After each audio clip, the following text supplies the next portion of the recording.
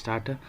चलिए फिर से आज हम लोग स्टार्ट करते हैं। फिर रिवीजन करना, कुमार गौरव सर के नोट्स से हम लोग रिवीजन करते हैं, आपको पता ही है, क्योंकि हम लोग जितना ज़्यादा रिवीजन करेंगे उतना ही ज़्यादा हम लोग प्रो हो जाएंगे। ठीक है, तो फाइल खोल लेते हैं फटाक से। फाइल में जाते हैं, मेमोरी कार्ड में मेरा जैसे हम हर एक सेशन के हिसाब से रखे हुए हैं, तो नाइट शिफ्ट में रखे हुए हैं जनरल स्टडीज़ को। उसमें अभी हिस्ट्री हम लोग कर रहे हैं, हिस्ट्री में मॉडर्न हिस्ट्री कर रहे हैं। मॉडर्न हिस्ट्री में आज हम लोगों को करना है कांग्रेस अधिवेशन। तो खोल लेते हैं और पार्ट 1 को खोल के हम लोग रिवीजन करना चालू करते हैं। ठीक है, ये थोड़ा सा फास्ट रिवीजन होता है। इसका मेन पर्पस होता है कि जो 1.5 घंटे में सर ने पढ़ाया है उसको आधे घंटे के अंदर में हम लोग रिवीजन कर ले। मैं खुद कर रहा हूँ इसका रिवीजन, आपको अगर मन है तो आप भी मेरे साथ रिवीजन करिए, नहीं तो आप खुद भी कर सकते हैं रिवीजन। ठीक है, चलिए गणेश भगवान को प्रणाम कर लीजिए, उसको आगे बढ़ते हैं हम लोग। ठीक है, कांग्रेस, ठीक है ना, कांग्रेस तो सबसे पहले कांग्रेस तो हम लोग को पता ही है कि ए ओ ह्यूम के द्वारा 1885 ईस्वी में कांग्रेस का क्या हुआ था कि स्थापना हुआ था। लेकिन उससे पहले उसके पूर्ववर्ती संस्थाएं कौन कौन थी, कांग्रेस से पहले कौन कौन थी, उसके बारे में थोड़ा सा पढ़ लेते हैं। संस्था का नाम, उसका स्थापना कब हुआ और संस्थापक कौन था वो पढ़ लेते हैं थोड़ा सा। ठीक है, तो पहला है land holder society. Land holder society जमींदारों के हितों की रक्षा के लिए लैंड होल्डर सोसाइटी का स्थापना कब हुआ, 1838 ईस्वी में। तो सबसे पहले कौन आया, लैंड होल्डर सोसाइटी 1838 में द्वारिका नाथ टैगोर के द्वारा स्थापना किया गया लैंड होल्डर सोसाइटी। अगर दिमाग में बैठाते जाइएगा कि लैंड होल्डर सोसाइटी। चलिए, तो पहला था लैंड होल्डर सोसाइटी जो जमींदारों के हित के लिए था। तो दिमाग में बैठाना है कि 1838 में 18 में 20 जोड़ेंगे तो कितना हो जाएगा, 38 हो जाएगा। 18 28 से 10 38, ठीक है ना।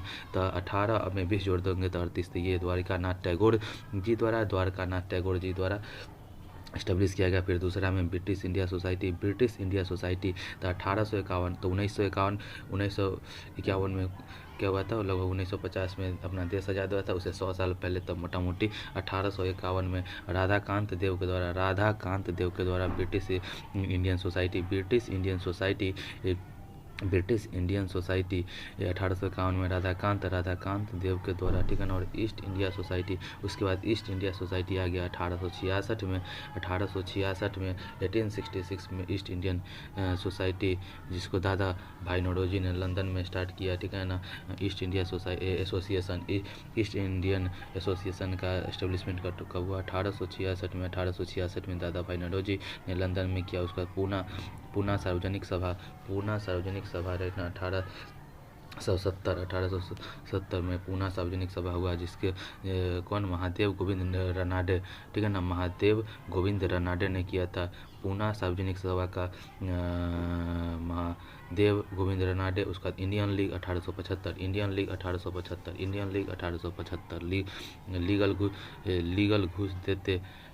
लीगल घूस देते इसको शिशिर कुमार घोष जी किए थे। और अमृत बाजार पत्रिका भी शिशिर कुमार घोष जी का है। अमृत बाजार पत्रिका है शिशिर कुमार घोष जी का। तो थोड़ा सा एक बार और रिकॉल कर लेते हैं कि लैंड, खाली अभी एस्टेब्लिशमेंट वाला याद करते हैं, ठीक है ना, संस्था का नाम और एस्टेब्लिशमेंट, उसके बाद एक बार संस्थापक का नाम याद कर लेंगे। तो देखो, लैंड होल्डर सोसाइटी 1838, ठीक है ना। इसको याद करने का तरीका है 18 में 20 जोड़ दीजिए तो 38 हो जाएगा। लैंड होल्डर, ठीक है। उसके बाद कहते हैं ब्रिटिश इंडियन सोसाइटी का कब हुआ था, 1851 में। 100 साल पहले, इंडियन कॉन्स्टिट्यूशन से पहले हो गया था 100 साल पहले, तो 1851 हो गया। थोड़ा सा रिलेट करके पढ़िए तो मज़ा आएगा, ठीक है ना। ईस्ट इंडिया कंपनी 1866, तो दिमागे में। पूना सार्वजनिक सभा 1870 में। इंडियन लीग हो गया 1875 में, ठीक है। अब थोड़ा सा देख लेते हैं कि लैंड होल्डर था द्वारिका नाथ टैगोर जी लग रहा है बंगाली है नाम से, ठीक है। तो लैंड होल्ड करने का तो इनमें रहबे करेगा, बंगाली है तो थोड़ा सा मतलब ऐसे ही देखिए, मेरा कोई लॉजिक नहीं है, बस ऐसे ही याद करने का कुछ ट्रिक लगा लेते ताकि क्लिक करे एग्जाम में, ठीक है ना। तो लैंड होल्डर सोसाइटी को Dwarika Nath Tagore ji. British India society को Radhakant Dev ji. British Indian association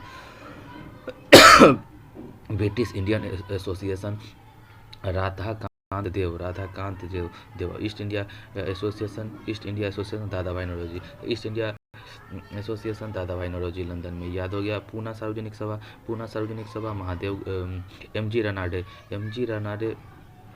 कौन किए थे? पूना सार्वजनिक सभा MG रनाडे, ठीक है ना। इंडियन लीग शिशिर कुमार घोष जी ने इंडियन लीग की स्थापना की। अमृत बाजार पत्रिका इन्हीं का था, ठीक है। आगे बढ़ते हैं और बात करते हैं कि 96 में इंडियन एसोसिएशन आया। 96 में इंडियन एसोसिएशन 1876 में इंडियन एसोसिएशन, ठीक है ना। कांग्रेस से पहले का कांग्रेस इसको बोला जाता था। 1876 में 75 76, ठीक है ना। 76 में इंडिया लीग के बाद कौन आया? इंडियन एसोसिएशन 1876 में, जो कि जिसको कांग्रेस से पहले का कांग्रेस कहा जाता है। और सुरेंद्र नाथ बनर्जी और आनंद मोहन घोष, सुरेंद्र नाथ बनर्जी और आनंद मोहन घोष जी ने इंडियन एसोसिएशन के एस्टेब्लिशमेंट किया। और यहाँ पे सर ने बताया है कि ये इंडिया का जो ये क्या बोलते हैं, Bombay presidency association 1885, Bombay presidency association का एस्टेब्लिशमेंट कब हुआ? 1885 में, जिसमें बदरुद्दीन तैयब जी थे, केटी तैलग जी और फिरोज शाह मेहता, केटी तैलब, और उसके बाद बदरुद्दीन तैयब जी, केटी तैलब और फिरोज शाह मेहता ने बॉम्बे प्रेसिडेंसी एसोसिएशन का 1885 में एस्टेब्लिशमेंट किया, ठीक है। और मद्रास महाजन सभा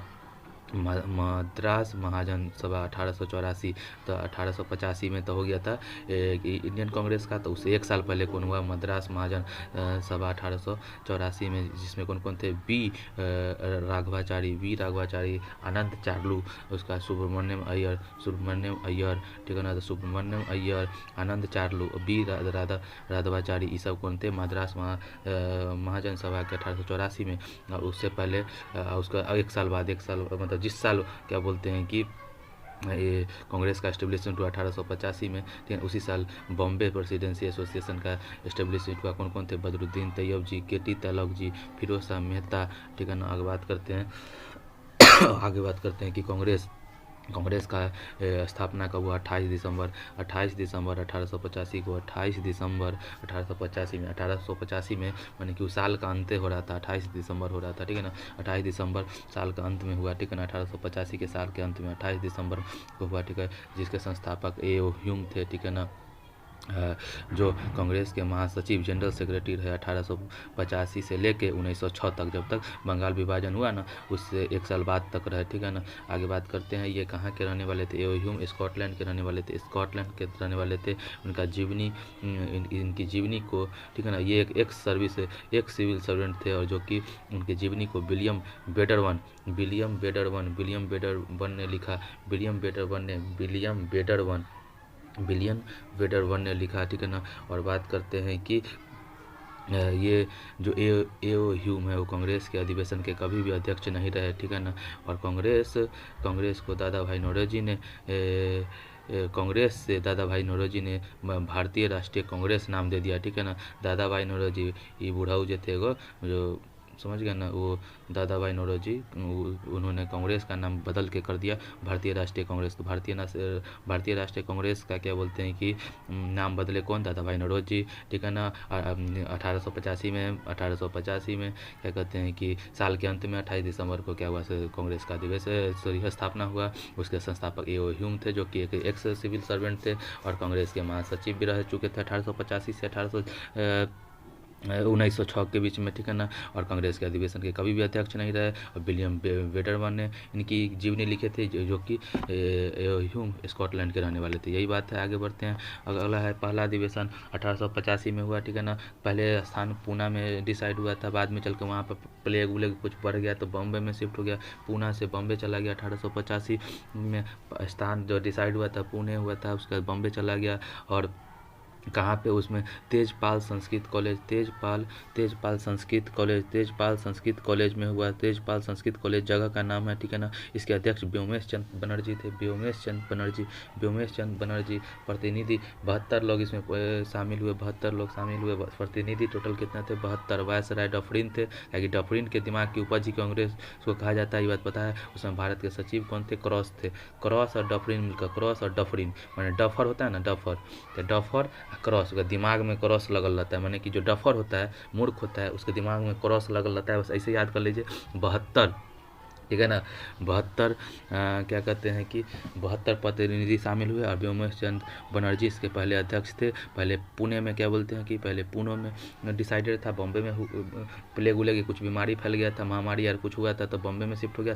तेजपाल संस्कृत कॉलेज में ये क्या बोलते हैं कि हुआ ये, ठीक है। अब कांग्रेस के बारे में जो महत्वपूर्ण स्टेटमेंट कौन कौन दिया है वो थोड़ा देख लेते हैं। कांग्रेस डफरीन के मस्तिष्क की उपज है, ये बात कहने वाले कौन कौन थे? लाला लाजपत राय थे। लाला लाजपत राय कहने वाले थे कि कांग्रेस जो है ना डफरीन के मस्तिष्क की उपज है, लाला लाजपत राय बोले थे। कांग्रेस डफरीन के मस्तिष्क की उपज है, कांग्रेस डफरीन के मस्तिष्क की उपज है, कांग्रेस डफरीन के मस्तिष्क की उपज है, लाला लाजपत राय बोले थे। कांग्रेस 3 दिन का तमाशा है, अश्विन कुमार दत्त। भाई क्रिकेट में अश्विन देखते हैं, बड़ा फ्रंट है, कुछ भी बोल देता है, ठीक है। तो अश्विन उसी तरीके से यही बोले थे कि 3 दिन का तमाशा है, ठीक है ना, कांग्रेस 3 दिन का तमाशा है, ठीक है ना, ये अश्विन कुमार दत्त बोल देते। तो अश्विन अपना क्रिकेटर जानवे करते हैं, जब से संन्यास लिया तब से कुछ ना कुछ इनका स्टेटमेंट वायरल रहता है, तो ये बात ध्यान रखिएगा कि अश्विन 3 दिन का तमाशा बोला था। लाला लाजपत राय बोले थे कि डफरीन के मस्तिष्क का उपज है। उसके बाद वर्ष में केवल एक बार मेढक की तरह टर्राने से हमें कुछ नहीं मिलेगा, ये बात कौन बोले थे? बाल गंगाधर तिलक बोले थे। बाल गंगाधर तिलक बोले थे कि बरसाती मेढक की तरह ना कांग्रेस साल में एक बार टरटराता है, माने कि अधिवेशन एक बार करता है, तो वही बात है, वो टरटराने से क्या बोलते स्वतंत्रता नहीं मिलने वाले। ये बात माने बीजी तिलक माने बाल गंगाधर तिलक बोले थे। उसका चौथा है कांग्रेस का महल भरभरा कर गिरने वाला है। भाई कांग्रेस का महल भरभरा कर गिरेगा, तो भरभरा का कला भी लगेगा। अगर कर्जा लेके घर बनाओगे तो एक दिन जब कर्जा वाला आएगा लेने तो भाई भरभरा कर गिरेगा, तो वही कर्जा, तो कर्जन ये बात बोले थे कि कांग्रेस का महल भरभरा कर गिरने वाला है, ये कर्जन बोले थे। उसके बाद बात करते हैं कांग्रेस का स्थापना का सिद्धांत। 2 सिद्धांत है कांग्रेस के स्थापना का सिद्धांत, 2 सिद्धांत है। सेफ्टी बॉल थ्योरी बोलते हैं, लाला लाजपत राय यंग इंडिया, ठीक है ना, Lala Lajpat Rai safety ball theory दिए थे, ठीक है ना। उसके बाद एक था त्वरित चालक सिद्धांत, जिसको लाइट कंडक्टर थ्योरी बोला जाता है, जो गोपाल कृष्ण गोखले दिए थे। गोपाल कृष्ण गोखले त्वरित चालक सिद्धांत देने, लाइट कंडक्टर थ्योरी देने वाले कौन थे? तो गोपाल कृष्ण गोखले। और सेफ्टी वॉल्व थ्योरी कौन देते? लाला लाजपत राय दिए थे, यंग इंडिया इन्हीं का था, ठीक है ना। और इसमें बताया था कि एक कुकर में मान लीजिए कुछ पक रहा था, ठीक है ना, तो आग जो है ना वो अंग्रेज है। आग कौन है? अंग्रेज है। कुकर भारत है, कुकर सब कुछ सहने वाला, कुकर की तरह सहने वाला भारत है, ठीक है। सीटी कौन है कि अगर दबाव बहुत हो गया तो सीटी मारेगा, तो कांग्रेस है कि भारत के दबाव को झेल ज़्यादा हो जाएगा तो कांग्रेस उसको बाहर निकाल देगा। दबाव कौन है? असंतोष। दबाव कौन है? प्रेशर क्या है? असंतोष है। और असंतोष क्या है? दाल, ठीक है ना, दाल जो पक रहा है, ठीक है ना। आगे बात करते हैं। और इसमें क्या त्वरित चालक से सिद्धांत में क्या है कि मान लीजिए कि एक लाइट कंडक्टर होता है ना कि बारिश को पूरा का पूरा जो बिजली गिरता है तो पूरे ग्राउंडेड कर देता है, तो उसी तरीके से बोले थे कि बिजली कौन है? भारत का असंतोष है। जो बिजली है, ठीक है ना, थंडर की तरह है, वो सब क्या है? भारत का असंतोष है। और उसका जो इसमें जो लाइट कंडक्टर है माने कि चालक है वो कांग्रेस है। उस क्या करता है कि जितना भी प्रताड़ना अंग्रेज करता है वो लाइट कंडक्टर के होते हुए ग्राउंड हो जाता है, किसमें? धरती में अर्थिंग हो जाता है। तो वो ये काम कौन करता है? कांग्रेस करता है। आगे बढ़ते हैं। कांग्रेस की स्थापना भारत में अंग्रेजों के शासन के खिलाफ उत्पन्न असंतोष को शांत करने के लिए हुआ था। सही बात है कि ये बिचौलिया था, ठीक है, मध्यस्थता कर देता था कि अंग्रेज अगर कुछ गलत किया तो कांग्रेस के जाके कहा, कांग्रेस उसको मध्यस्थता कर देता था, यही बात है। तो पहला अधिवेशन याद रखिएगा, पहला अधिवेशन 1885 में बॉम्बे में हुआ, व्योमेश चंद्र बनर्जी हो गया। फिर दूसरा 1886 दूसरा 1886 कलकत्ता में हुआ। पहला तो पुणे में हुआ, पुणे से बॉम्बे में चला गया व्योमेश चंद्र बनर्जी। दूसरा में कौन थे? दादा भाई नौरोजी। अब सेकेंड में 1886 में कलकत्ता में हुआ, दादा भाई नौरोजी थे। ये दादा भाई नौरोजी के बारे में लिखा हुआ है कि 3 बार कांग्रेस अधिवेशन के अध्यक्ष रहे। कब? 1886 में, 1893 में और 1906 में। मैंने एक बार तो रहे कि बंगाल विभाजन के 1 साल बाद रहे, उसका एक 1893 में, एक 1886 में। तो 1886 कैसे याद रखेगा? 1983 में देश वर्ल्ड कप कपिल देव लाए थे ना, तो वही उससे 100 साल साल पहले चल जाइए तो 1883, उसमें 3 जोड़ दीजिए तो 1886। वर्ल्ड कप जो जीते थे उसे 100 साल से में +3, ठीक है ना, तो 1886 और फिर 1893।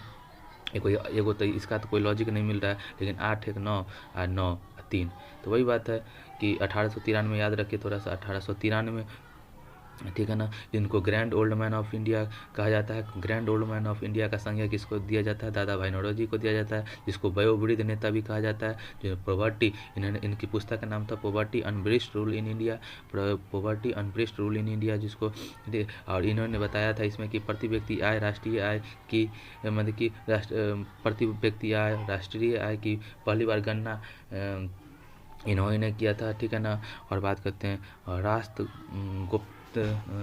राष्ट्रगुप्तार पत्रिका, राष्ट्रगुप्तार पत्रिका लिखने वाले भी दादा भाई नौरोजी थे। राष्ट्रगुप्तार पत्रिका लिखने वाले भी दादा भाई नौरोजी थे, और इन्होंने ही धन निष्कासन सिद्धांत दिया था। ड्रेन वेल थ्योरी किसने दिया था, दादा भाई नौरोजी ने दिया था। और लैंड रिवेन्यू मैंने भारत का कच्चा माल खरीद कर सस्ता दाम में इंग्लैंड लेकर जाता है। और क्या होता था कि धन निष्कासन सिद्धांत क्या था कि यहाँ से अंग्रेज सब क्या करता है, कच्चा माल हम लोग के किसान से खरीद कर इंग्लैंड ले जाकर फैक्ट्री में उसी को फिर से मैन्युफैक्चरिंग करके महंगा दाम फिर भारत में बेच दिया जाता है। वही धन निष्कासन सिद्धांत है, ड्रेन वेल थ्योरी है, जिसको दादा भाई नौरोजी ने दिया था। और एक बात दिमाग रखिए कि कब कब ये किए थे, तो 1886, ठीक है ना, 1886, 1893 और 1906, ठीक है। आगे बढ़ते हैं हम लोग।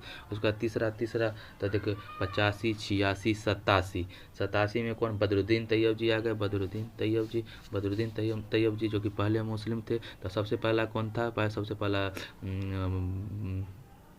व्योमेश चंद जो है व्योमेश जी थे, होगा। दूसरा में आगे दादा भाई नौरोजी, तीसरा, ठीक है ना, बदरुद्दीन तैयब जी। तो देखिए 85, 86, 87, 88, 89, ठीक है, 89, ये 5 गो लाइन से तो डेट याद रखिए, 85, 86, 87, 88, 89। 85 में वही थे व्योमेश चंद, ठीक है ना। उसके बाद थे दादा भाई नौरोजी दूसरा, तीसरा हो गए बदरुद्दीन तैयब जी जो पहले मुस्लिम थे। उसके बाद क्या बोलते हैं कि जॉर्ज यूले थे जो पहले अंग्रेज थे, जॉर्ज यूले पहले अंग्रेज। अब पाँचवा का कौन है, विलियम वेटरबर्न, यही ना ए ह्यूम की जीवनी लिखा था। सेकेंड अंग्रेज कौन था, जॉर्ज यूले के बाद यही था विलियम वेटरबर्न। तो ऐसे तो डेट के हिसाब से 85, 86, 87, 88, 89 के हिसाब से याद हो गया। पहला वही बनर्जी जी थे। उसके बाद बोलते हैं कि दादा भाई नौरोजी, उसके बाद बदरुद्दीन तैयब जी, उसके बाद जॉर्ज यूले, उसके बाद विलियम वेटरबर्न, ठीक है। और कहाँ हुआ, तो पहला हो गया था बम्बई में, दूसरा कलकत्ता में, तीसरा मद्रास दक्षिण भारत में हुआ, मद्रास में। उसके बाद इलाहाबाद फिर बम्बे। पहला और पाँचवा बम्बई में, चौथा इलाहाबाद में, तीसरा मान लीजिए मद्रास में, ठीक है। ऐसे 5-5 का ग्रुप करके पढ़िएगा तो याद हो जाएगा। तो पहला अगर हम दिमाग में अगर सोचे तो पहला कहाँ हो गया, बम्बई, पाँचवा भी बम्बई, उससे पहले इलाहाबाद, मैंने चौथा इलाहाबाद, उसका तीसरा में मद्रास और दूसरा कलकत्ता बोलिए दिए। तो ऐसे करके 5 हो गए याद। तो 5 हम लोग याद कर लिए। फिर एगो 12वां अधिवेशन में क्या लिखवाए सर कि 1896 में क्या हुआ था। अब सिर्फ इम्पोर्टेंट कांग्रेस अधिवेशन को हम लोग पढ़ेंगे कि 1896 में क्या हुआ था कि कलकत्ता में हुआ था। और उसके जो अध्यक्ष थे रहमतुल्लाह सयानी। उसमें वंदे मातरम पहली बार गाया गया बंकिम चंद्र चटर्जी के द्वारा वंदे मातरम कब गाया गया था, तो 1896 में कलकत्ता अधिवेशन में। 1896 के कलकत्ता अधिवेशन में उस समय अध्यक्ष कौन थे, रहमतुल्लाह सयानी, ठीक है ना। उसके बाद 1890 के कलकत्ता अधिवेशन में पहली बार कांग्रेस की महिला ने संबोधित किया। कौन थी, कादम्बिनी गांगुली, फर्स्ट स्नातक, ठीक है ना। तो वही बात 1890 में क्या हुआ, 1889 तक पढ़ चुके थे। 1890 उसके अगले साल। एक बात और ध्यान रख लीजिए कि कलकत्ता अधिवेशन में पहली बार अंग्रेज को महिला ने संबोधित किया था, मैंने महिला को संबोधित भाषण दिया होगा। कौन थी, कादम्बिनी गांगुली थी, कादम्बनी गांगुली थी, जो कि फर्स्ट स्नातक भी थी उस समय, ठीक है। और उसके बाद 1896 में कलकत्ता में हुआ रहमतुल्लाह सयानी, ठीक है। उस समय वंदे मातरम पहले बार गाया गया, बंकिम चंद्र चटर्जी के द्वारा लिखा गया है वंदे मातरम। और 1905 वाला कौन नहीं जानता है भाई, बनारस में हुआ था, गोपाल कृष्ण गोखले थे। और बंगाल विभाजन के विरोध में स्वदेशी आंदोलन की शुरुआत का निर्णय लिया गया, ठीक है ना। बंगाल विभाजन का डेट डिसाइड हुआ था ना, बताइए तो कौन सा डेट डिसाइड हुआ था? 16 अक्टूबर के आसपास हुआ था, 16 अक्टूबर 1905 के आसपास, ठीक है ना। फिर 1906 में फिर कलकत्ता में हुआ है, बनारस, फिर कलकत्ता दादा भाई नौरोजी थे, बताइए कि थे 1906 में। अभी पहले बताया था ना कि कब था, अभी बताइए, क्योंकि अभी तो दिख नहीं रहा है। तब तक 1883 से 3 जोड़ दीजिए तो 83 86, 1886, फिर 1893, फिर 1906, ये 3 बार थे, ठीक है। तो 1906 में दूसरी बार देख लेते हैं। दादा भाई नौरोजी पहली बार स्वराज शब्द दिए थे 1906 में। दादा भाई स्वराज शब्द का सबसे पहले देने वाले कौन थे? दादा भाई नौरोजी थे। कलकत्ता अधिवेशन 1906 में हुआ था, उसमें फिर 1907 में तक कांडे हो गया था, दोनों अलग अलग हो गया था, नरम दल गरम दल, ठीक है ना। तो वही बात है, 1907 में सूरत में गुजरात में हुआ, ठीक है, जिसमें नरम दल के नेता रास बिहारी घोष को चाह रहे थे कि अध्यक्ष बनाना, ठीक है ना। रास बिहारी घोष को चाह रहे थे अध्यक्ष बनाना, और गरम दल के नेता बाल गंगाधर तिलक को चाह रहे थे बनाना। तो रास बिहारी घोष वर्सेस तिलक, माने कि बाल गंगाधर तिलक हो गया। और कौन कौन थे? तिलक थे, बिपिन चंद्र पाल थे, और लाला लाजपत राय थे, लाल बाल पाल, तीनों गरम दल से थे। इधर नरम दल से फिरोज शाह मेहता थे, उसका दादा भाई नौरोजी थे, गोपाल कृष्ण गोखले थे, और ठीक है। तो वो चाह रहे थे कि रास बिहारी घोष को बना, ये चाह रहा था तिलक भाई को बनाने के लिए, ठीक है। दोनों में विवाद हो गया, उसमें विभाजन हो गया कांग्रेस का गरम दल नरम दल में, ठीक है ना। आखिरकार रास बिहारी घोष ही बने, ठीक है ना। 1907 के सूरत अधिवेशन को रास बिहारी घोष भी बने। और फिर 1911 जानबे करते हैं कि दरबार लगा था इसमें, और दिल्ली राजधानी ट्रांसफ़र हुआ था। तो वहाँ उस समय कहाँ? कलकत्ता में अधिवेशन हुआ, ठीक है। और बिशन नारायण धर उस समय अध्यक्ष बने, और उसी में राष्ट्रगान जनगण मन गाया गया पहली बार। उसके बाद बात करते हैं 1916 में जब क्या बोलते हैं कि चंपारण सत्याग्रह वाला बात चल रहा था उसमें 1916 में। तो लखनऊ में कौन था? गांधी जी आ चुके हैं, ठीक है ना, आ चुके थे ना, हाँ आ चुके थे।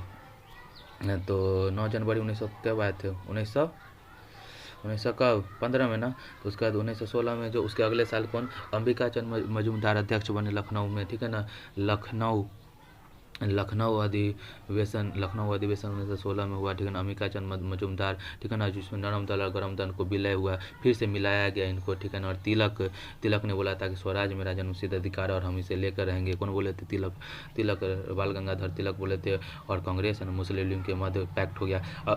देखिए गरम दल नरम दल मिल के फिर से कांग्रेस एक हुआ, और मुस्लिम लीग के साथ भी समझौता हो गया था 1916 में, ठीक है। उसके बाद 1917 वाला में जिस साल चंपारण सत्याग्रह हुआ था, उस समय कलकत्ता का में कौन थे? एनी बेसेंट थी। कहाँ की थी? ये आयरलैंड की थी, बात पता है। कांग्रेस की पहली महिला अध्यक्ष थी, और कांग्रेस की पहली भारतीय महिला अध्यक्ष कौन बनी? तो सरोजिनी नायडू न बनी थी, हाँ सरोजिनी नायडू बनी थी, ठीक है ना। तो बात करते हैं कि आयरलैंड की थी ये। और कॉमनवेल पत्रिका, कॉमनवेल और न्यू इंडिया, कॉमनवेल माने एक कॉमनवेल और न्यू इंडिया पत्रिका एनी बेसेंट लिखा था। और होम रूल लीग का मूवमेंट 1916 में एनी बेसेंट और तिलक किए थे। तिलक कहाँ के थे? शायद उधर बेलगांव आर के तरफ किए थे, या ये कर रही थी अडियार या यहाँ पे चेन्नई के आसपास की थी, ठीक है ना। तो तिलक और Annie Besant home rule league जो 1916 में आया, उसकी अध्यक्षता या स्थापना किया इंडिया में। और कॉमनवेल और न्यू इंडिया पत्रिका क्या बोलते हैं कि एनी बेसेंट की है, जो कि आयरलैंड की रहने वाली महिला थी, और कांग्रेस की पहली महिला अध्यक्ष बनी 1917 में, ठीक है ना। अब 1920 की बात कर लेते हैं। 1920 में क्या हुआ? 1920 में चूँकि असहयोग